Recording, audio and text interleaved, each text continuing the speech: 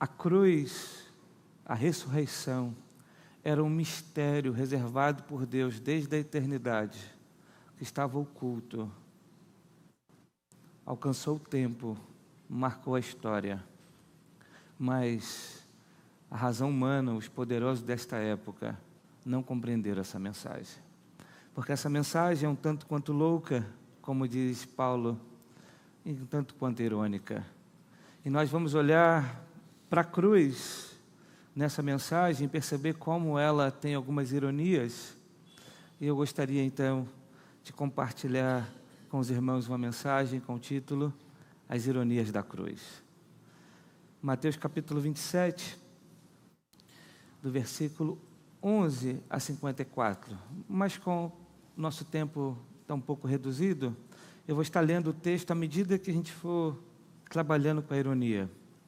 A primeira ironia que nós encontramos nesse texto de Mateus 27, verso 15, você pode abrir, por favor? É: aquele que era inocente se tornou culpado, para que o culpado se tornasse inocente. O texto de Mateus 27, do verso 15 a 26, vai dizer: por ocasião da festa, era costume do governador soltar um prisioneiro escolhido pela multidão. Eles tinham naquela ocasião um prisioneiro muito conhecido, chamado Barrabás. Pilatos perguntou à multidão que ali se havia reunido: qual destes vocês querem que eu lhes solte? Barrabás ou Jesus chamado Cristo? Porque sabia que o haviam entregado por inveja. Estando Pilatos sentado no tribunal, sua mulher enviou esta mensagem: não se envolva com este inocente, porque hoje em sonho sofri muito por causa dele. Mas os chefes dos sacerdotes, os líderes religiosos, convenceram a multidão a que pedisse Barrabás e mandasse executar a Jesus. Então perguntou o governador: qual dos dois vocês querem que eu lhes solte? Responderam eles: Barrabás. Perguntou Pilatos: que farei então com Jesus chamado Cristo? Todos responderam: crucifica-o. Por quê? Que crime ele cometeu? Perguntou Pilatos. Mas eles gritavam ainda mais: crucifica-o. Quando Pilatos percebeu que não estava obtendo nenhum resultado, mas pelo contrário, estava se iniciando um tumulto, mandou trazer água, lavou as mãos diante da multidão e disse: estou inocente do sangue deste homem, a responsabilidade é de vocês. Todo o povo respondeu: que o sangue dele caia sobre nós e sobre os nossos filhos. Então Pilatos soltou-lhe Barrabás, mandou açoitar Jesus e os entregou para ser purificado, para ser crucificado. Meus irmãos, a primeira ironia que encontramos nesse texto é que aquele que era inocente se tornou culpado, para que o culpado se tornasse inocente. É interessante quando a gente olha, por exemplo, para Provérbios capítulo 17, verso 15, a palavra de Deus diz para nós que absolver o ímpio e condenar o justo são coisas que o Senhor odeia. Absolver o ímpio e condenar o justo são coisas que o Senhor odeia. Há uma ironia nessa mensagem da cruz. O nosso Senhor, que não tinha culpa nenhuma, morreu na cruz, no lugar dos culpados. Esse texto mostra para nós que uma multidão influenciada por líderes religiosos, diante do julgamento de Cristo, eles optaram por Barrabás. Pilatos perguntou: quem eu solto? Cristo ou Barrabás? E a multidão gritou: solte Barrabás! Solte Barrabás! Mas o que eu faço com esse Cristo? Eles responderam: crucifica-o, crucifica-o, crucifica-o. A multidão, então, manipulada por homens que, por inveja, entregam a Jesus para ser morto, pede, então, para que o inocente fosse condenado, para que o culpado fosse solto. E quando a gente olha para essa narrativa, a gente percebe que talvez Barrabás é apenas um símbolo daquilo que Cristo fez por mim e por você. Barrabás, um personagem histórico, um homem que deve ter cometido o pior de todos os crimes, deve ter se levantado, insurgido contra o Império Romano, porque não era todo mundo que morria com morte de cruz. Apenas quando alguém cometia um crime gravíssimo, aquele homem era um criminoso. Mas a multidão escolhe Barrabás e manda crucificar Jesus. Jesus, o inocente, morre no lugar de Barrabás. Mas se a gente observar, Barrabás somos nós. É uma ironia no nome de Barrabás. Bar significa filho. Bás, Abas, significa pai. Barrabás, filho do pai. Cristo morre na cruz para que todos os filhos do Pai fossem absolvidos dos seus pecados. Há uma ironia por trás dessa mensagem. Uma ironia que a razão humana não consegue compreender. Há uma ironia por trás destas coisas. Mas há uma outra ironia que encontramos no texto. Aquele que é zombado como rei, de fato é o rei. Aquele que é zombado como rei, de fato é o rei. O texto continua, Pilatos lava as mãos, entrega Jesus para ser crucificado. E o texto do verso 26 a 31 vai dizer: então os soldados do governador levaram Jesus ao pretório e reuniram toda a tropa ao seu redor. Tiraram-lhe as vestes, puseram nele um manto vermelho, fizeram uma coroa de espinhos e colocaram em sua cabeça. Puseram uma vara em sua mão direita, ajoelhando-se diante dele, zombavam: salve, rei dos judeus! Cuspiram nele, tiraram-lhe a vara, batiam-lhe com ele na cabeça. Depois de terem zombado dele, tiraram-lhe o manto e vestiram as suas próprias roupas. Então o levaram para crucificá-lo. Aquele que é zombado como rei, de fato é o rei. Aqueles homens debocharam de Jesus. Tu não é o rei, salve o rei. Colocaram uma coroa em sua cabeça, colocaram um manto em Jesus e disseram: salve rei, tu não é o rei dos judeus. Aqueles homens zombaram do rei, o rei que não é apenas rei dos judeus, mas é o rei dos reis, o senhor dos senhores, o rei do universo. Mas os homens não compreenderam isso, e por isso, ironicamente, eles zombaram de Jesus. Aquele que é zombado como rei, de fato era rei. A gente precisa entender que esse procedimento não era padrão. Os soldados se reuniram para se divertir às custas de Jesus. Debocharam, zombaram, despojaram-lhe as vestes e cobriram com manto, fingindo que ele era rei. Em seguida, fazem uma coroa de espinho de videira, cujas pontas chegam a 15 a 20 centímetros, e colocam na cabeça de Jesus, para configurar uma cruel coroa de espinhos. Põem um caniço em sua mão para fingir ser um cetro, e se prostravam diante de Jesus, e uma reverência debochada, e chamavam: salve, rei dos judeus. E ainda cuspiram nele e batiam em sua cabeça. Mas nós sabemos que Jesus, de fato, era o rei dos judeus. Nós sabemos que ele era o rei dos judeus, mas os soldados não. Por isso eles riram, caçoaram, pois para eles aquele homem era apenas um mentiroso, um enganador qualquer. Mas as palavras que os soldados usaram realmente é a verdade. O oposto do que pretendiam dizer: Jesus é o rei. Assim, meus irmãos, ainda hoje, as pessoas debocham de Jesus. Ainda hoje, as pessoas debocham da nossa fé. Ainda hoje, as pessoas zombam da igreja. Mas há uma razão e um motivo para isso. Eles não conseguem enxergar aquilo que a gente enxerga. Eles não conseguem entender aquilo que a gente entende.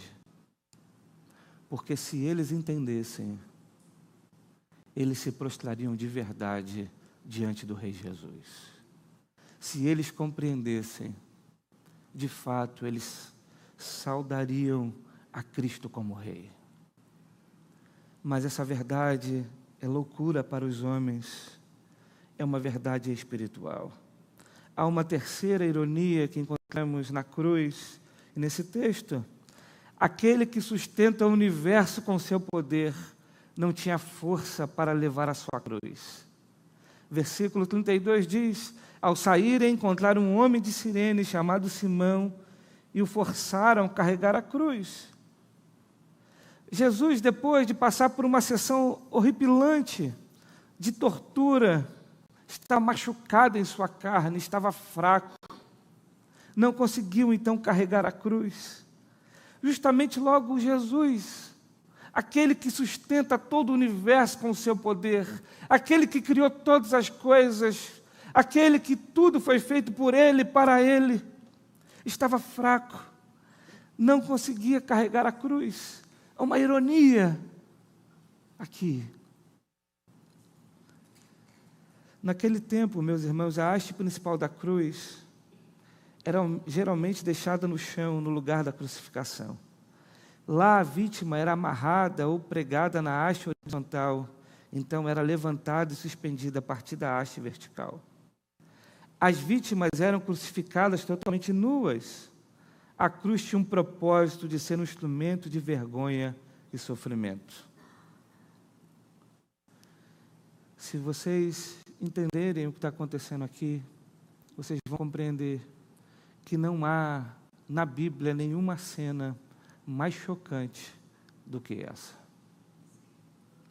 Aquele que tinha todo o poder estava fraco e não conseguia carregar a cruz. Mas há uma quarta ironia que encontramos nesse texto. Aquele que veio salvar os outros não pôde salvar a si mesmo. Versos 33 a 42 diz: chegaram a um lugar chamado Gólgota, que quer dizer lugar da caveira, e lhe deram para beber vinho misturado com fel. Mas depois de prová-lo, recusou-se a beber. Depois de o crucificarem, dividiram as roupas dele, tirando sortes. E sentando-se, vigiavam ali. Por cima de sua cabeça, colocaram por escrito a acusação feita contra ele: este é Jesus, o Rei dos Judeus. 2 ladrões foram crucificados com ele, um à sua direita e outro à sua esquerda. Os que passavam lançavam-lhe insultos, balançando a cabeça e dizendo: você que destrói o templo e o reedifica em 3 dias, salva-se, desça da cruz se é o Filho de Deus. Da mesma forma, os chefes dos sacerdotes, os mestres da lei, os líderes religiosos zombavam dele, dizendo: salvou os outros, mas não é capaz de salvar a si mesmo, e é o rei de Israel, desça agora da cruz e creremos nele. Ele confiou em Deus, que Deus o salve agora, se dele tem compaixão, pois disse: sou filho de Deus. Igualmente o insultavam os ladrões que haviam sido crucificados com ele, e houve trevas sobre toda a terra, do meio-dia às 3 horas. A zombaria continua, e agora os chefes dos sacerdotes, os mestres da lei, os líderes religiosos, começam a se juntar com os criminosos, com os soldados, e dizer: tu salvou a tantas pessoas, salva-se a ti mesmo.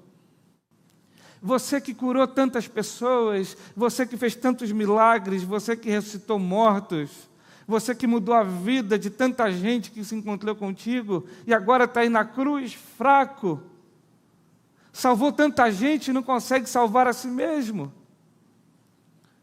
E Jesus, como ovelha muda, se cala diante da zombação, porque ele não podia descer da cruz, ele não podia salvar a si mesmo. Ele não podia.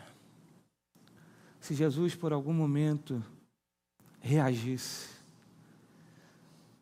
se Jesus, por algum momento, agisse como muitos de nós, como eu, como você, agiria nesse momento, nós estávamos perdidos. mas ele resistiu toda a zombaria.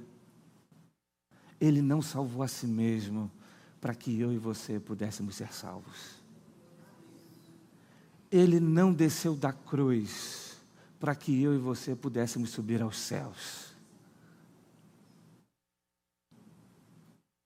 Ele não abriu a boca para que agora nós pudéssemos falar e proclamar a mensagem de salvação. Ele, como ovelha muda, se calou diante dos opositores. Salvou tantas pessoas, mas não é capaz de salvar a si mesmo. Uma grande ironia do texto. Mas a quinta ironia: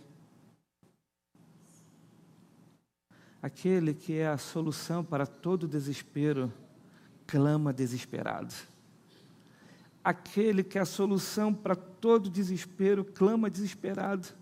Verso 46 a 49 diz: por volta das 3 horas da tarde, Jesus bradou em alta voz: Eloi, Eloi, lama sabachthani, que significa: meu Deus, por que me abandonaste?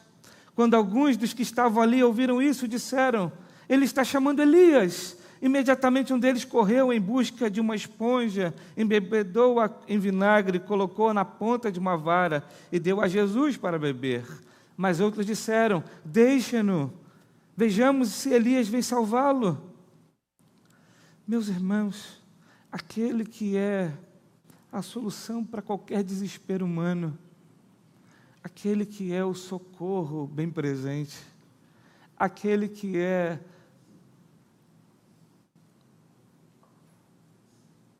que intercede por nós, que nos defende, que ouve o nosso clamor, o nosso desespero, que entende as nossas lutas, que recebe as nossas angústias.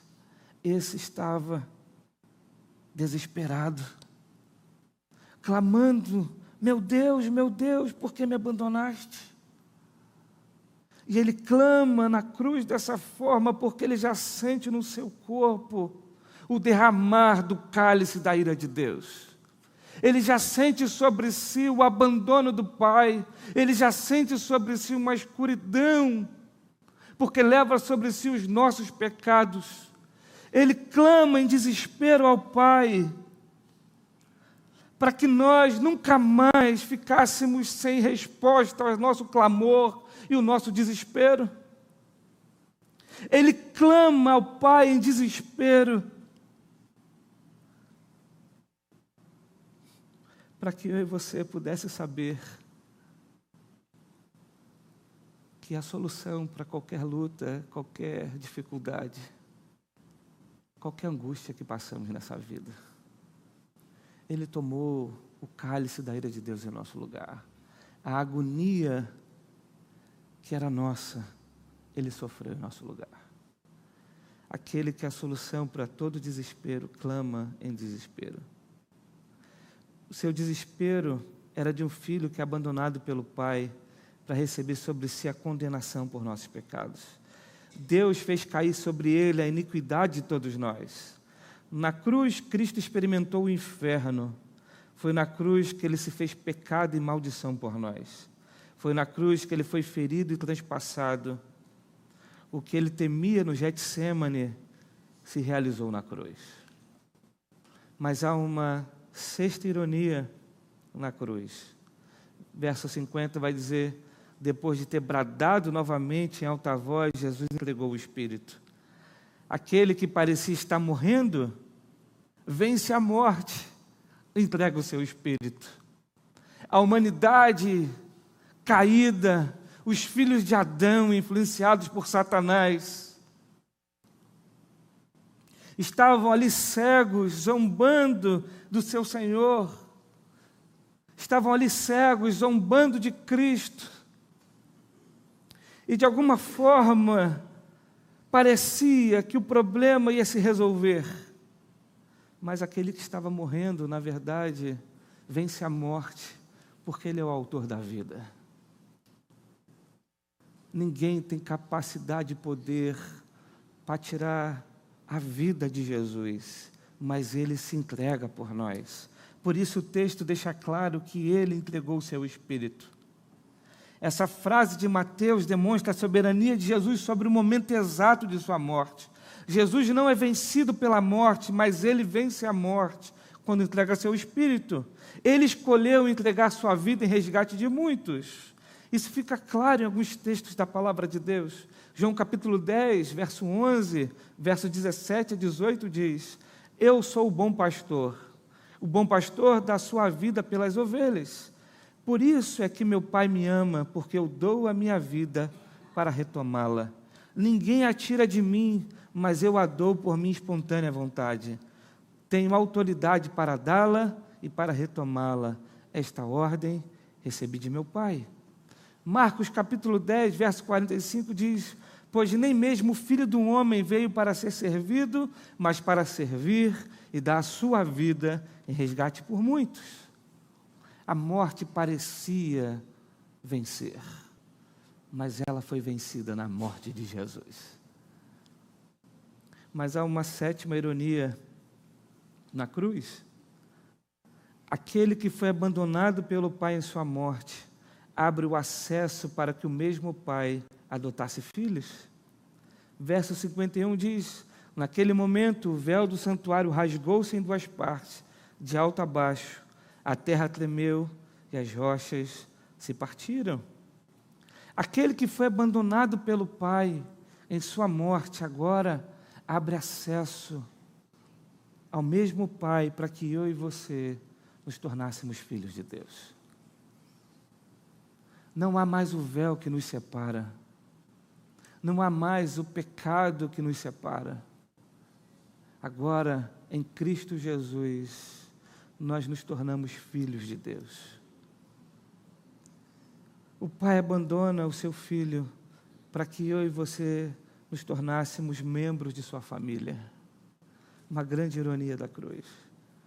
Mas a oitava ironia: o autor da vida morreu para que os mortos voltassem à vida.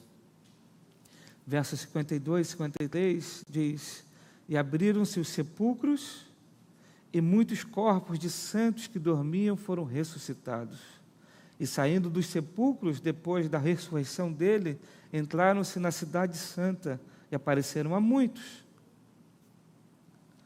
Atos capítulo 3, verso 15 diz assim: Vocês mataram o autor da vida, mas Deus o ressuscitou dos mortos, e nós somos testemunha disso. Efésios capítulo 2, verso 4 e 5 diz: Todavia, Deus que é rico em misericórdia, pelo grande amor com quem nos amou, deu-nos vida juntamente com Cristo, quando ainda estávamos mortos em transgressões. Pela graça, vocês são salvos. O autor da vida morreu para que os mortos voltassem à vida. Se Cristo não morresse na cruz, a morte jamais seria vencida. E eu e você ainda estaríamos condenados à morte. Ah, pastor, mas nós não vamos morrer? Sim, fisicamente vamos morrer. Mas quando fecharmos os olhos aqui, abriremos com Cristo na glória. Porque a morte foi vencida. O autor da vida morreu, mas Deus o ressuscitou dos mortos, para que nós que estávamos mortos em nossas transgressões e pecados, pudéssemos ser salvos. Por isso é pela graça que somos salvos. A grande ironia, há uma outra ironia no texto. Uma ironia que nós devemos perguntar: quem é este que sofreu tantas ironias e contradições? Quem é este que Mateus, de uma forma brilhante, narra e mostra todas essas contradições e ironias? Quem é este? Este é verdadeiramente o Filho de Deus. Veja o verso 54. Este é verdadeiramente o Filho de Deus. O texto diz: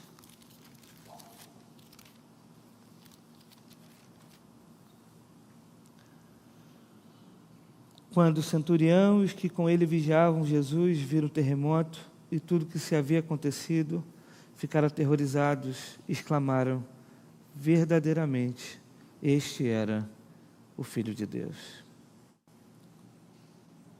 Quero concluir essa minha reflexão com o texto de 1 Coríntios, capítulo 1, verso 18 a 31. E o texto diz assim: pois a mensagem da cruz é loucura para os que estão perecendo, mas para nós que estamos sendo salvos é o poder de Deus. Pois está escrito: destruirei a sabedoria dos sábios e rejeitarei a inteligência dos inteligentes. Onde está o sábio? Onde está o erudito? Onde está o questionador desta era? Acaso não tornou Deus louca a sabedoria deste mundo?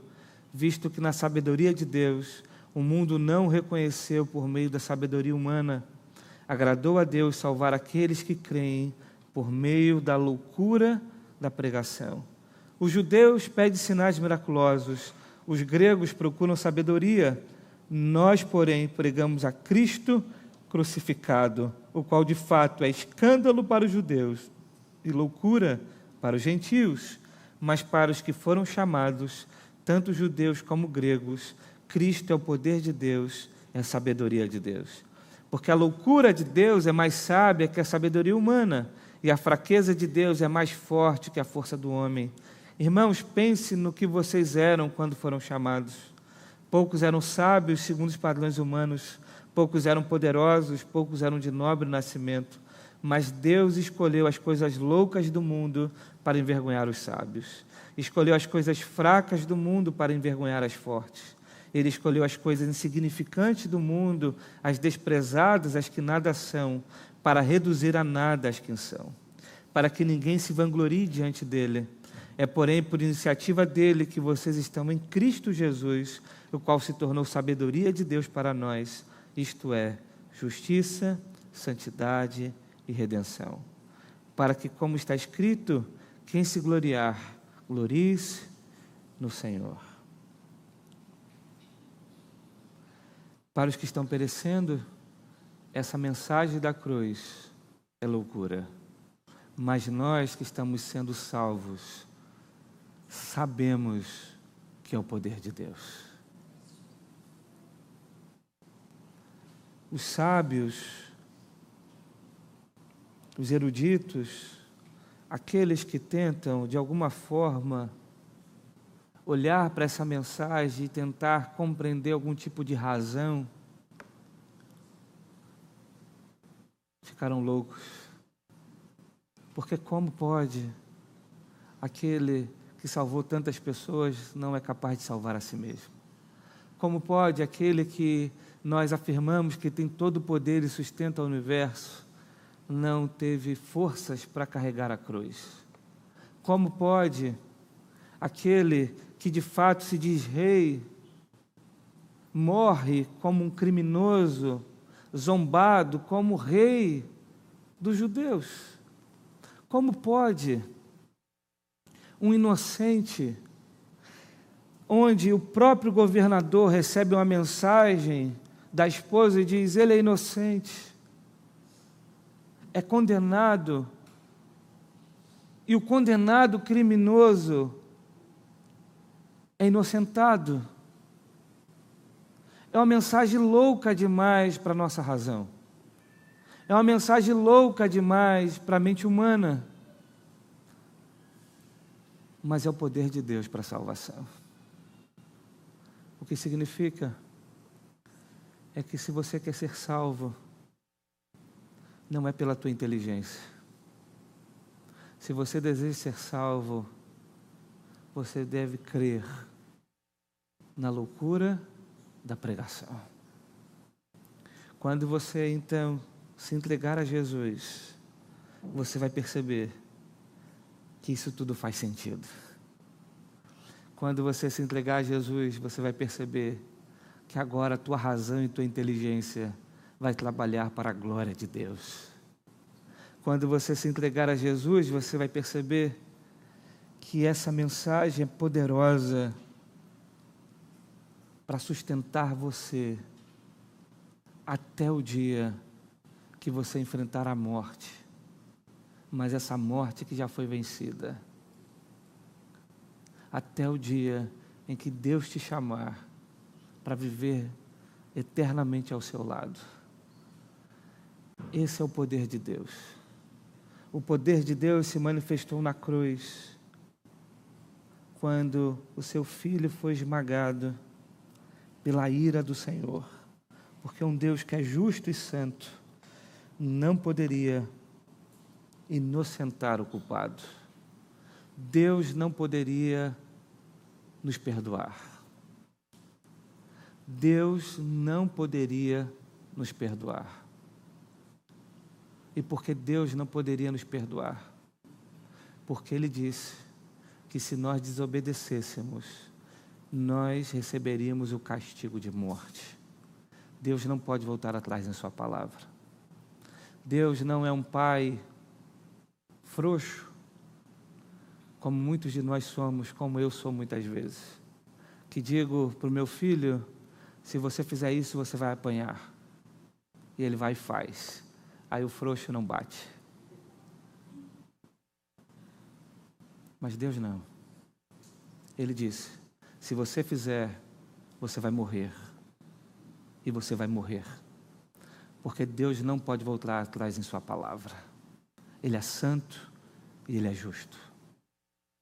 Mas Ele é um Deus de infinito amor e misericórdia, que entregou seu Filho para que Ele pudesse bater no seu Filho, para que seu Filho pudesse levar a ira em nosso lugar, para que eu e você então pudéssemos receber o perdão do Pai. Essa é a mensagem da cruz. Que Deus possa então nos conduzir a compreender e a viver, a proclamar, a nos entregar para esta mensagem. Que Deus nos abençoe.